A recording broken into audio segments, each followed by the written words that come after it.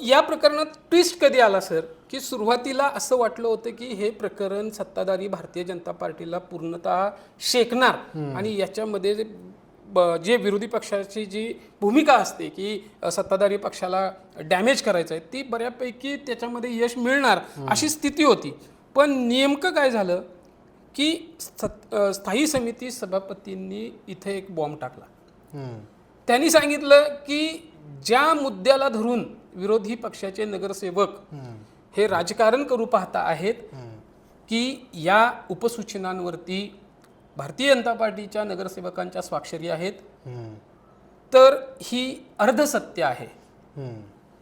काही उपसूचनांवरती राष्ट्रवादीच्या नगरसेवकांच्या सुद्धा स्वाक्षऱ्या आहेत. असा ज्या वेळेला त्यांनी बॉम्ब हल्ला केला त्यावेळी मात्र विरोधी पक्षाची चलबिचल झाली.